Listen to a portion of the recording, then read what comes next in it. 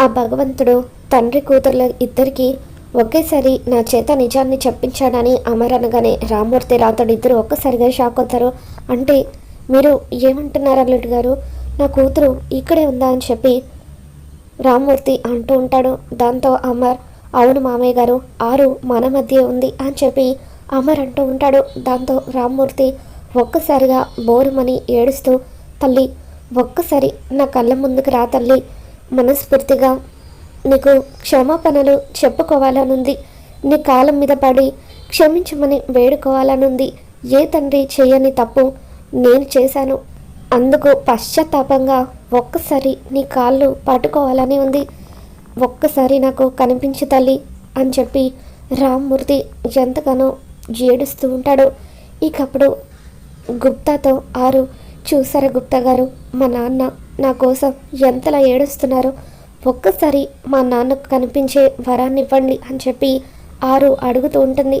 దాంతో గుప్తా లేదు బాలిక, నేను ఈ విషయంలో ఏమీ చేయలేను, నీ బాధను నేను తీర్చలేను అని చెప్పి గుప్తా అంటూ ఉంటాడు. ఇక రామ్మూర్తి అలా గుండెలు బాదుకుంటూ ఏడుస్తూ ఉంటే ఆరు నాన్న వద్దు నాన్న, దయచేసి బాధపడకండి, ఈ విషయంలో మీది ఎటువంటి తప్పు లేదు, నానమ్మ మీకు తెలియకుండానే నన్ను ఆశ్రమంలో వదిలేస్తే మీరు మాత్రం ఏం చేస్తారు, మీకు అనుకోకుండా దూరమైన నా దురదృష్టం ఇదంతా అని చెప్పి ఆరు బాధపడుతూ ఉంటుంది. ఇక రామ్మూర్తి తల్లి ఒక్కసారి కనిపించి తల్లి, మనస్ఫూర్తిగా నీతో మాట్లాడాలనుంది, ఒక్కసారి చివరి చూపు చూసుకోవాలనుంది అని చెప్పి రామ్మూర్తి అంటూ ఉంటాడు. ఇక అలా రామ్మూర్తి ఎమోషనల్ అవుతూ ఉంటే అమర్ రామ్మూర్తిని ఓదారుస్తూ బాధపడకండి మామయ్య, ఆరు ఇక్కడే ఉంది కానీ తను మనకి కనిపించదు వినిపించదు, కేవలం తనొక ఆత్మ మాత్రమే అని చెప్పి అమర్ ఆరుకి మన మాటలు వినిపిస్తాయి, మీరు బాధపడడం చూస్తే ఆరు మరింత బాధపడుతుంది, వద్దు మామయ్య అంటూ అమర్ రామ్మూర్తిని ఓదారుస్తూ ఉంటాడు. ఇక రామ్మూర్తి ఎంతగానో బాధపడుతూ ఉంటే నాన్న నేను ఇక్కడే ఉన్నాను నాన్న అని చెప్పి ఆరు అంటూ ఉంటుంది. బాలిక నువ్వు ఎంత ప్రయత్నించినా కూడా ఎటువంటి ఉపయోగం లేదు, ఎందుకంటే నీ కన్న తండ్రికి నీ మాటలు వినిపించవు, నువ్వు ఎంత ప్రయత్నించినా అది వ్యర్థమే అంటూ గుప్తా అంటూ ఉంటే అసలు ఎందుకు గుప్తా గారు ఆ భగవంతుడు నాకు ఎటువంటి శిక్ష వేశాడు, నా కన్న వాళ్ళు నా కళ్ళ ముందే ఉన్న ఇన్ని రోజులు నేను కనిపెట్టలేకపోయాను అని చెప్పి ఆరు ఏడుస్తూ మీరు కూడా ఈ విషయాన్ని నా దగ్గర దాచిపెట్టారు కదా గుప్తా గారు, మిస్సమ్మకు నేను ఎందుకు కనిపిస్తున్నాను, తనతో చనిపోయిన తర్వాత కూడా నేను ఎలా మాట్లాడగలుగుతున్నానని మిమ్మల్ని ఎన్నోసార్లు ప్రశ్నించాను, ఎప్పుడు కూడా నా ప్రశ్నకు సమాధానం ఇవ్వలేదు, ఇప్పుడు నాకు ప్రశ్నలన్నిటికీ కూడా సమాధానం దొరికింది అంటూ ఆరు ఏడుస్తూ బాగి నా తోడబుట్టిన చెల్లెలు కాబట్టే నేను తనతో మాట్లాడగలుగుతున్నాను అని చెప్పి ఆరు ఎమోషనల్ అవుతూ ఉంటుంది. నువ్వు ఇలా బాధపడతావని నీతో ఈ విషయం చెప్పలేదు బాలిక అని గుప్తా అంటూ ఉంటాడు.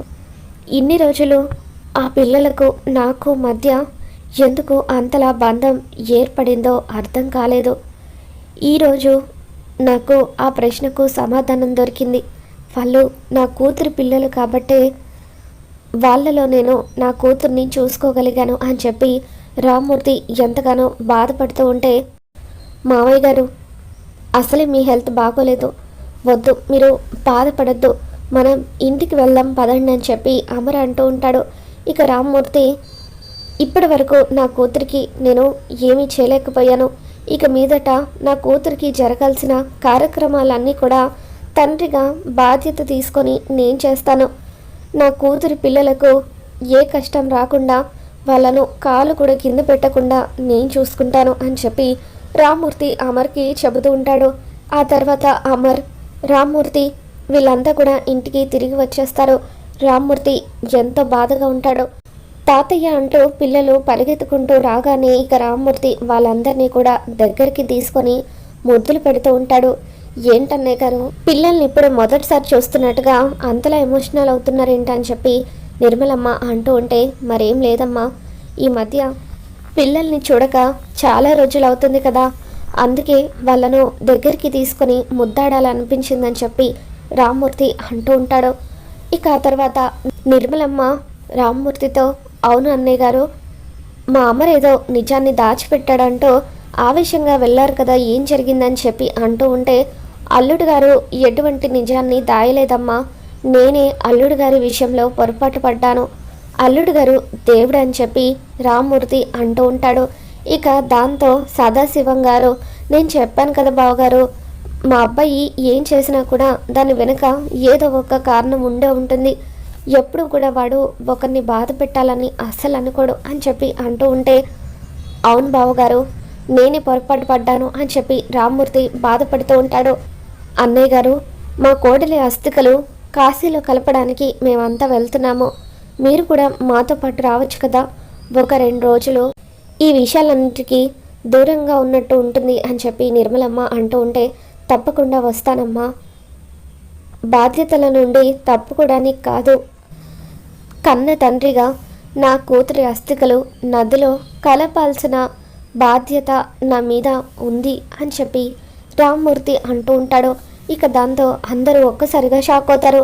మనోహరి రామ్మూర్తి వైపు చూస్తూ, ఇదేంటి ముసలోడు ఇలా మాట్లాడుతున్నాడు, కొంపదీసి నిజం తెలిసిపోయిందా ఏంటి అని టెన్షన్ పడుతూ ఉంటే, అప్పుడు బాగి రామ్మూర్తి దగ్గరికి వచ్చి, నాన్న, ఏంటి నాన్న మీరు అనేది, అక్క అస్థికలేంటి, ఓ 6 అక్కను నేను అక్క అంటున్నాను కాబట్టి, ఆయన అంతకు ముందు ఒకసారి 6 అక్కను మీ కూతురు అనుకోమన్నారు కాబట్టి మీరు ఇలా మాట్లాడుతున్నారా అని చెప్పి బాగి అంటూ ఉంటుంది. దాంతో రామ్మూర్తి ఏం మాట్లాడకుండా ఏడుస్తూ ఉంటాడు. చెప్పండి నాన్న, ఎందుకు అలా ఉన్నారు, అక్క గురించి ఏదైనా నిజం తెలిసిందా అని చెప్పి బాగి అడుగుతూ ఉంటుంది.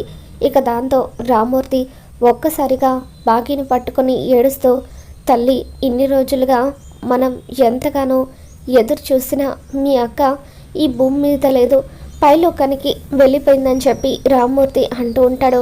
ఇక దాంతో బాగి రామ్మూర్తితో, ఏం మాట్లాడుతున్నారు నాన్న మీరు, అక్క చనిపోవడం ఏంటి, లేదు లేదు, ఎవరో మీకు తప్పుగా చెప్పారు, అక్క మనల్ని విడిచిపెట్టి ఎక్కడికి వెళ్ళదు, ఎప్పటికైనా మనల్ని కలుస్తుంది అని చెప్పి బాగి ఎమోషనల్గా అంటూ ఉంటే, అప్పుడు రామ్మూర్తి, లేదమ్మా, మీ అక్క చనిపోయింది, మీ అక్క చివరి చూపుకు కూడా నోచుకోలేని దురదృష్టవంతులం మనం అని చెప్పి రామ్మూర్తి అలా బాగిని పట్టుకొని బోరున ఏడుస్తూ, మీ అక్క మరెవరో కాదమ్మా, ఈ ఇంటి కోడలు అరుంధతి అని చెప్పి రామ్మూర్తి బాగికి చెప్పడంతో బాగి ఒక్కసారిగా షాక్ అవుతూ అమర్ వైపు చూస్తూ, మా నాన్న చెప్పేది నిజమా, చెప్పండి, మా అక్క ఈ ఇంటి కోడల, తను చనిపోయిందా అంటూ ఇక అలా బాగి అమర్ కాలర్ పట్టుకొని నిలదీస్తూ ఉంటుంది.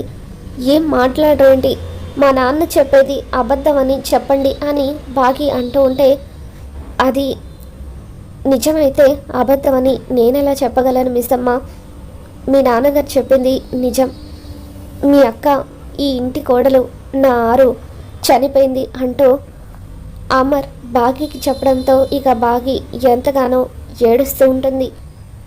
గుప్తా ఆరు వైపు చూస్తూ, ఈ బాలికకు ఆ మిస్సమ్మే తన సొంత చెల్లి అన్న నిజం తెలిసిపోయింది. నిజం తెలిసిన తర్వాత ఈ బాలిక అస్సలు ఊరుకోదు. పౌర్ణమి రోజున ఏదో ఒకటి చేస్తుంది.